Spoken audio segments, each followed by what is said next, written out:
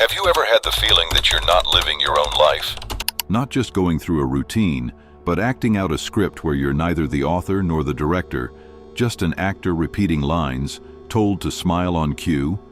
You wake up, go places you don't want to be, say things you don't believe, and live as if the best parts are already behind you. But when the noise dies down, when silence hits you like the abrupt click of a screen turning off, an unsettling thought creeps in. Where am I in all of this? It's not uncommon. This story plays out daily, in offices, bedrooms, family dinners.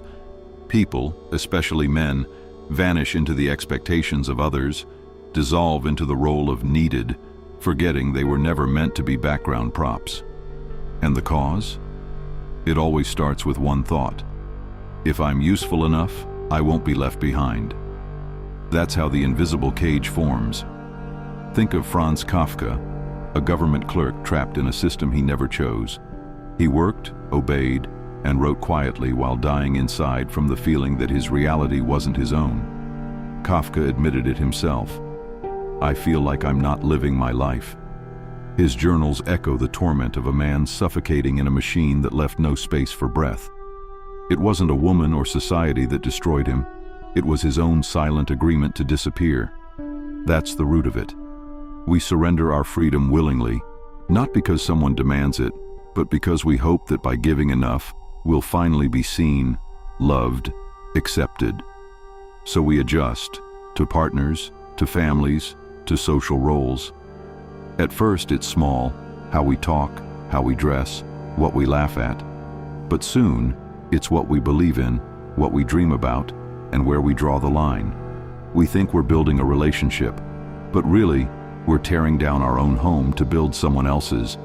You give away everything, time, energy, dreams, and end up holding nothing. Not because someone stole it, but because you never built anything with your name on it. This isn't love. This is dependence on being needed. You're not building a fortress, you're building a stage, not for yourself, but for an audience whose approval has become your oxygen. And even if one day someone says, "I don't need you anymore," you won't get angry, you'll get scared, because you no longer know who you are without the role of the fixer, the helper, the silent provider. That's the tragedy. Not that they left, but that you were never at the center of your own story. You were always the supporting act in a play you never wrote. And here's the worst part. You knew. Deep down. You just didn't want to look in the mirror and admit it. This isn't my life. It's someone's convenient version of me. But here you are, at the edge, not of collapse, but awakening. Because if you've read this far, it means something inside you is already waking up. As Viktor Frankl once said, a man can survive almost anything if he has a why. But you've spent too long living for everyone else's why. Now it's time to ask, where's mine? You keep telling yourself you just wanted to help. What's wrong with that? You offered your shoulder when she was hurting. You stayed silent when you wanted to scream, and you endured when you should have walked away. You called it love. But in reality, it was an escape. Not from her, from yourself. You got used to being there when things were falling apart, especially for her. You became an expert at fixing other people's lives because facing your own felt too overwhelming. Wasn't it easier to deal with her tears than to confront your own silence? Wasn't it simpler to patch up her wounds than to admit you were bleeding too? You became a shield, always ready to save. But the truth is, no one asked you to. You invented the role of the hero because it made you feel important. You believed that if you were always available, if you helped enough, if you rescued her just in time, she'd never leave. But saving isn't love, and helping out of fear always leads to pain. It's a trap, one that many have walked into. Look at Charles Darwin, a brilliant thinker, a revolutionary in science. But do you know why he almost didn't publish his theory of evolution? Because he didn't want to hurt anyone. He feared upsetting the church, shaking society, causing discomfort. He was afraid that his truth might cause pain, just like you. You're afraid that if you choose yourself, someone else might feel uncomfortable. But here's the paradox. When you're constantly putting out other people's fires, you forget that your own house has been burning for years. You weren't living, you were distracting yourself. You weren't loving, you were looking for validation. You weren't saving, you were running. Yes, maybe at first she thanked you, admired your dedication, but at some point it stopped. Not because she became cold, but because she sensed the truth. You're not strong, you're scared. Scared of being alone, scared of rejection, scared of the emptiness you feel when there's no one to fix. So each of her crises became your refuge. As long as she needs me, I exist.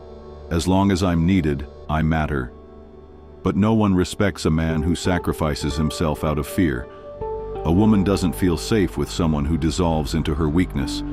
She might love you, but she won't follow you. Because instead of being a rock, you became a weight. Instead of a leader, you became a shadow. You want the truth? You weren't a hero.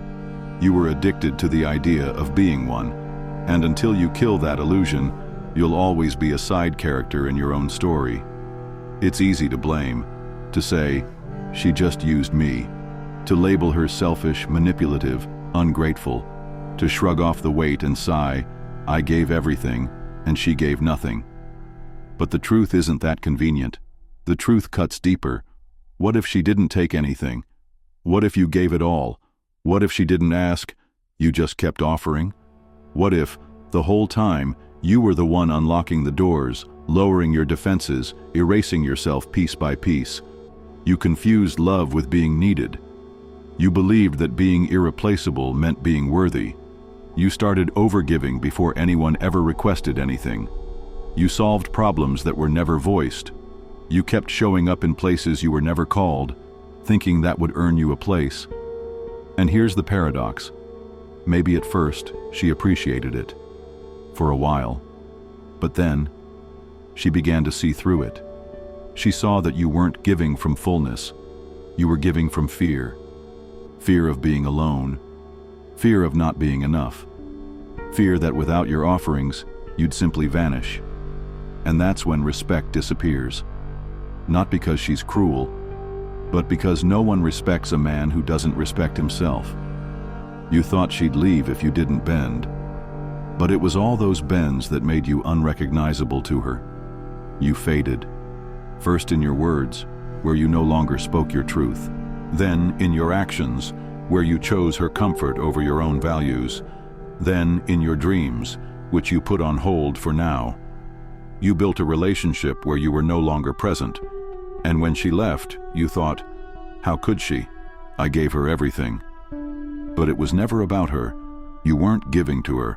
You were using her to convince yourself you were worthy of love. That's not love. That's a transaction. Silent, one-sided, and doomed. Think of Vincent van Gogh. He painted not for fame, but from desperation to be seen, to be understood, to be valued. He poured out his soul over and over, with nothing in return. But the more he gave, the further he drifted from others. Because when you erase yourself for the sake of others, you become invisible. That's what happened to you. You gave so much that there was nothing left to hold on to. And when she walked away, it wasn't out of cruelty. There was simply no one left to stay for. Because you were already gone. You say you're tired, that you don't know where to go, that you feel stuck. But the truth is, you're not lost. You're just avoiding. Not by running through streets or changing cities. You're running inward, away from yourself, away from silence, away from the mirror, away from the one question you're terrified to ask. What if the life I built isn't really mine? Because if the answer is yes, then everything you sacrificed, everything you endured, everything you protected, it wasn't for love, it was for a lie. A lie that told you being needed was more important than being real, that comfort was more valuable than meaning, that disappearing for others' convenience was somehow noble. But rushing into relationships, work, constant busyness, that's not a path. That's distraction. You've built a life where every second is filled with noise, because you're terrified of silence. Because when the world goes quiet, There's no one left but you. No role, no function, no one to save. And that's when the hardest thing rises to the surface. Emptiness. The pain you've buried under obligations, under helpfulness, under everyone else's emotions. The voice you once ignored, the one that called you to something real. But you silenced it. For peace, for comfort, so that everything looked right. You thought that if you didn't look at the wound, it would heal, but it only festers. You can't heal from what you refuse to face. And yes, pain is terrifying. To face it feels like death. But do you know what's worse than dying? Living as a ghost. Being there but not really. Existing but never breathing. You fear sitting in silence. But that silence is exactly where your truth lives. And beyond truth, freedom. Think of Friedrich Nietzsche. He spent years in isolation, rejected by society. But in that solitude, in the stillness, he wrote his most profound thoughts. Because only when the world goes quiet can you hear the voice inside. Not the noise of others, but the truth of who you are. You're not weak. You've just avoided eye contact with yourself for too long. You're not broken. You've just been too afraid to look at the ruins. But in those ruins lie your bricks, and you can pick them up and build again, not for her, not for applause, but for you. Sit down. Don't run. Let the pain speak. Let the fear speak. They are not your enemies. They are your guides. Because the man who chooses not to run becomes the man no one can break. The old version of you is gone. The one who gave himself away piece by piece. The one who stayed silent when he should have spoken. The one who hoped that being convenient would make him worthy. You buried that man, not with hatred, but with gratitude. Because he led you through the fire toward awakening. But now you've changed. From this point forward, you're not saving, you're creating. Not to keep someone close, but to finally come home to yourself. And this isn't revenge. It's not about proving them wrong. It's not, I'll show them. It's I choose me. You begin with your body, not because she left, but because it's yours. You bring back discipline, not for the perfect abs, but because self-mastery starts in the flesh. You stop numbing your pain with distraction, and you feel strength in movement again. You reset your mind, not with shallow quotes, but with truth. You stop feeding it lies about your worth being external. You replace excuses with clarity. You reclaim your mission, the one you buried when you believed being needed was more important than being whole. The dream you shelved, the vision you abandoned, the path that once lit you up from within. Because a man without a mission will always end up living someone else's, and you're done being the background. You no longer beg for validation. You don't wait for someone to tell you you're enough. You stand up and walk. No witnesses, no applause, no crowd. And here's what's remarkable. People start noticing, not because you're loud, but because you're steady. You radiate presence, not need. You become the man who keeps promises to himself. A man with boundaries, not walls, but doors with locks he controls.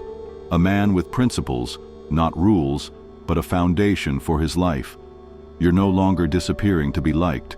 You're the one who remains, even in solitude. So begin. One habit, one refusal to go backward, one brick, in silence. Because every kingdom begins with the first stone. And if you don't build your own, you'll spend your life laboring in someone else's. You are not a victim. You are not lost. You are a builder. And you no longer need permission to be yourself. You've already begun. If any part of this story felt like yours, don't stay silent. Comment below, I start with me. And subscribe to the channel, not for numbers, but for reminders. So the next time you feel yourself fading again, you can hit play and remember, you're not background, you're the foundation, you're the structure of your own life, and you will never disappear again.